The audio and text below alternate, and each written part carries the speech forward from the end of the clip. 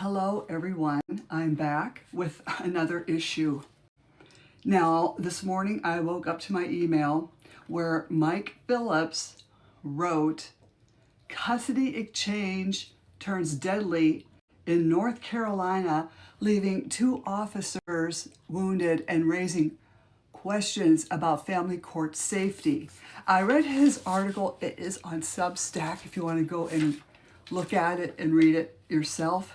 It was well written, and I thought I would dig a little bit deeper to WTV News, North Carolina, where all this took place. So the title to that is "2 Officers Hurt, Suspect Unalived in Shooting at Mint Hill Shopping Center Friday Morning During a Supervised Child Custody Exchange." WRAL posted on December 27th, then updated on the 28th, that 36-year-old, I can't pronounce his first name, his last name is Hamlin, the second, unalived, and North Carolina State Bureau of Investigation will also conduct an investigation into the SHOOTING. Now, initially, they were called to a supervised child custody exchange. Okay, let's think about that.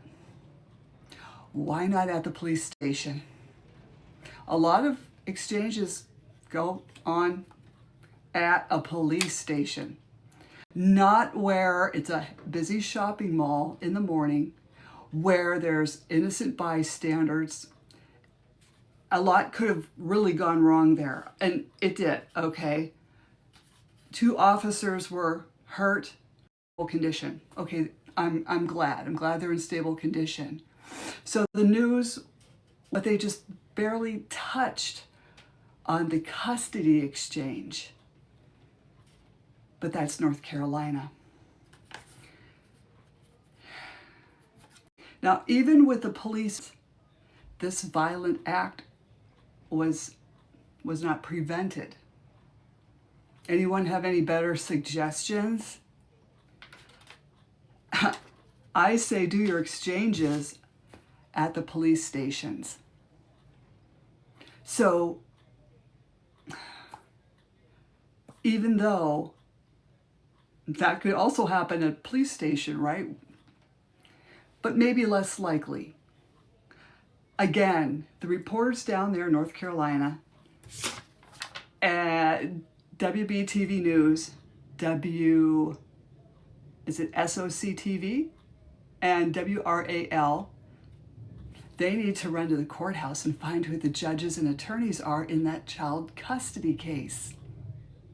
Because now, in my opinion, the judge and the attorneys are responsible for the police being injured. I had a TikTok on this a couple days ago with a similar situation. What does it take to make this stop? Do your custody exchanges at a police station. And again, there's a lot of factors that play into this violence.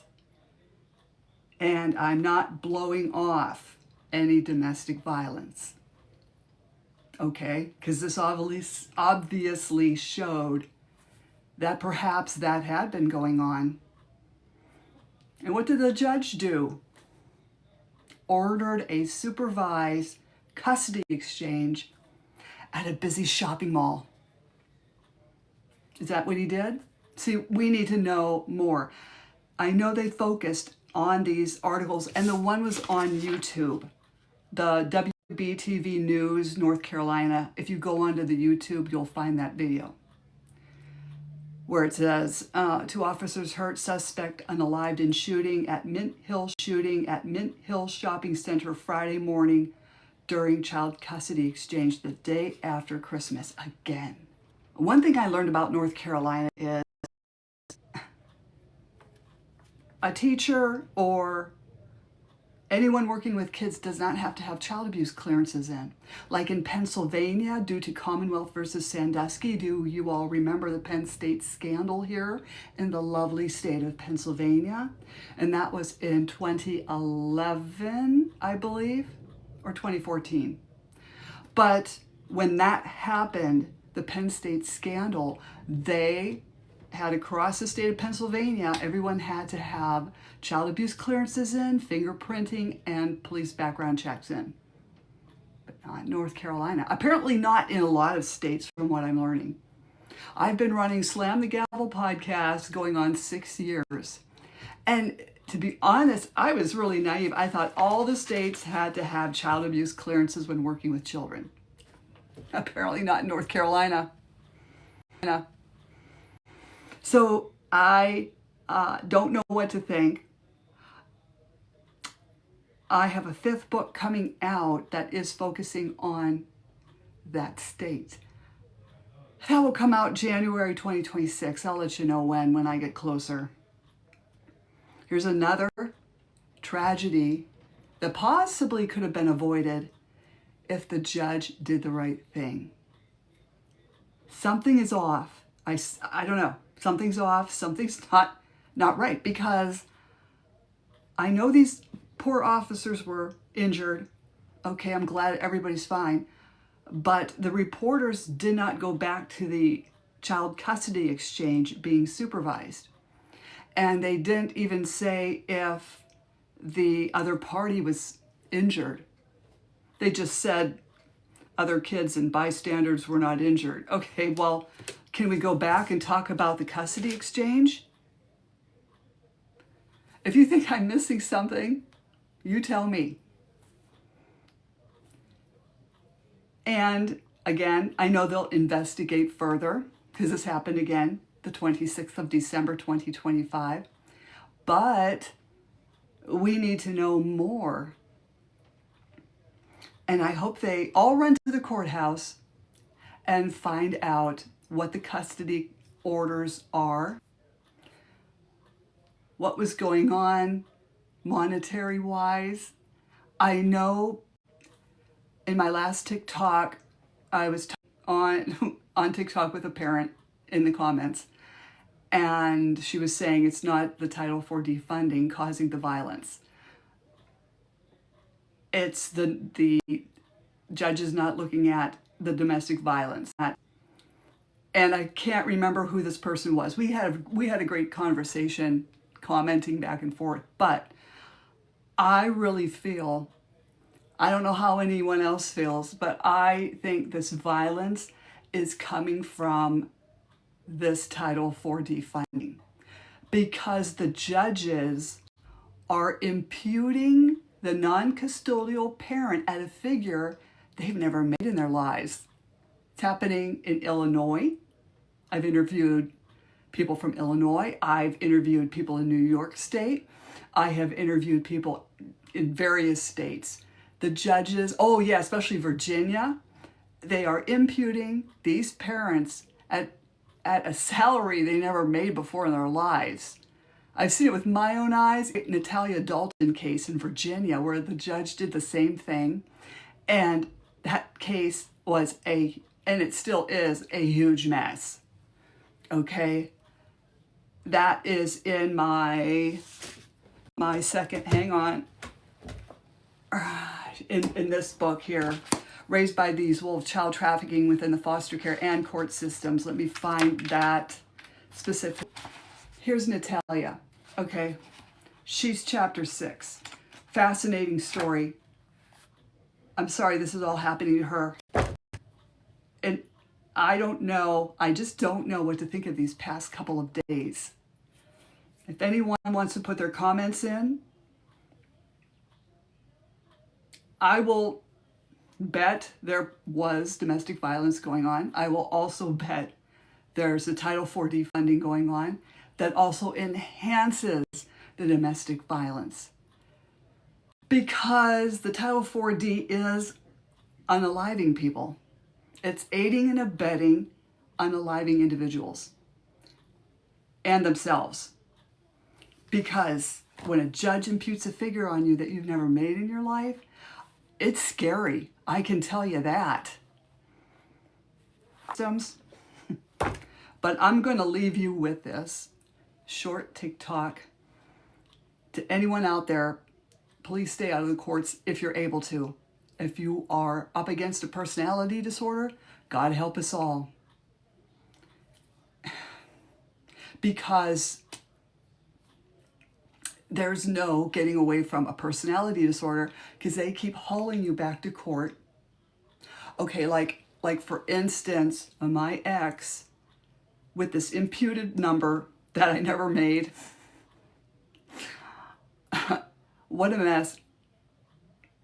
He would run to the rail and demand I be jailed. This is how scary Title 4D funding is.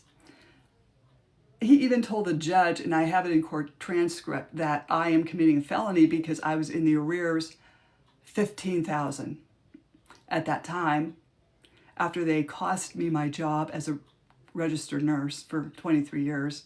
So once that happened, it didn't matter to the judge. Okay, so she didn't care how I lost my job with false allegations. Everybody knows what the silver bullet tactic is, the false allegations, okay? And they've got to do something with that. That's another podcast, which I have covered on Slam the Gavel podcast, okay? So now they're doing this to everybody.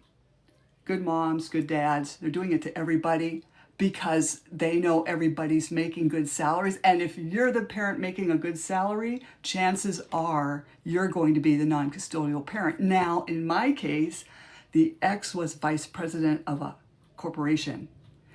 Anyway, it's really pathetic that he would run to the rail and demand I be jailed.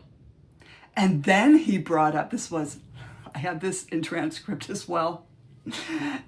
If you want me to read the transcript to you, I'll dig it up. But he runs to the rail and said that after Judge Sambrook died, I put on Facebook, because they had announced it, the Erie County newspaper announced it, and on Facebook, they put it up there, and I put those celebration emojis, like 8 of them.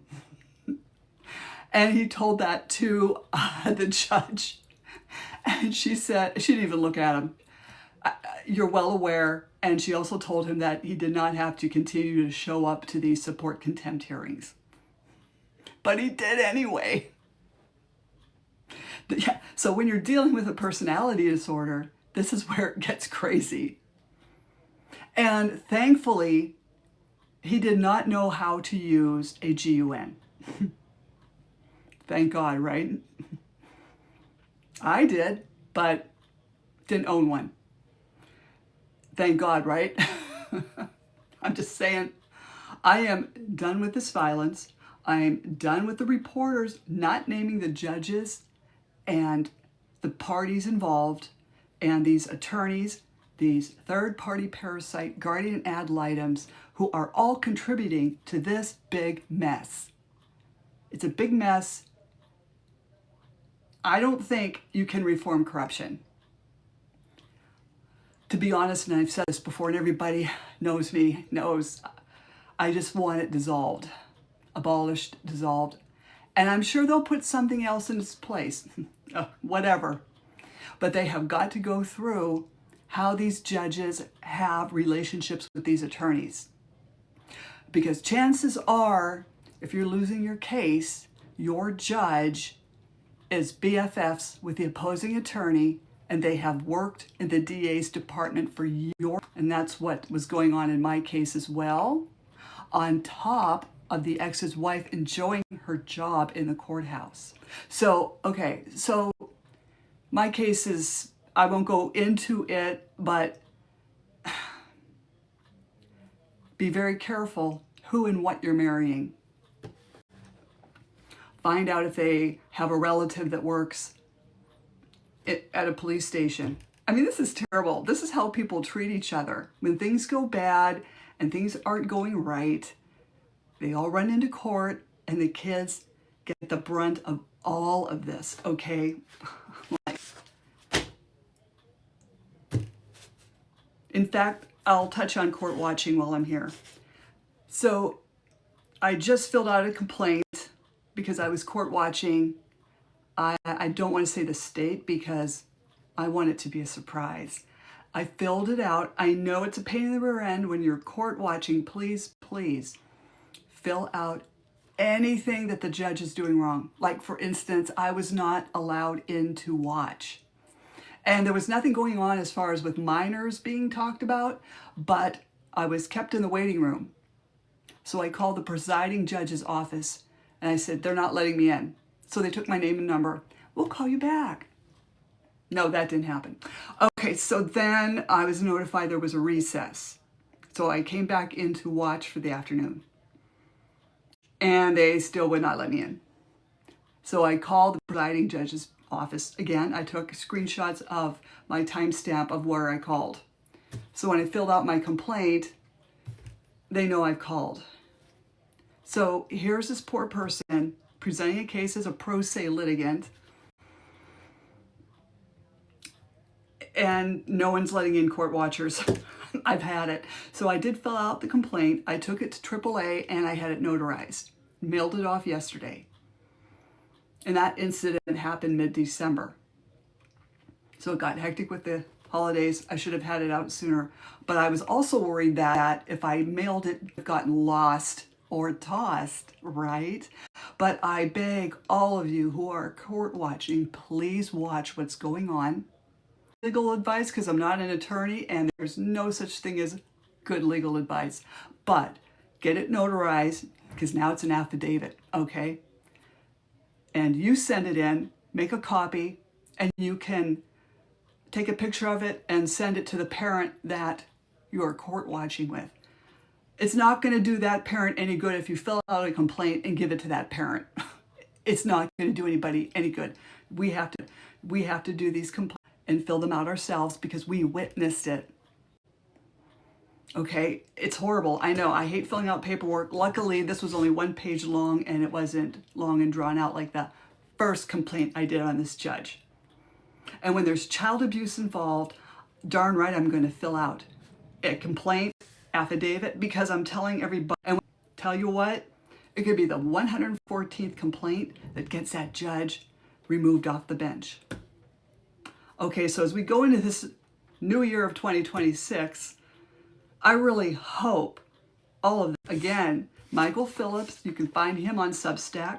You can find me also on Slam the Gavel podcast, on Spotify, all these channels, iHeartRadio, Google, and you can find me on YouTube, Slam the Gavel. Please like and subscribe.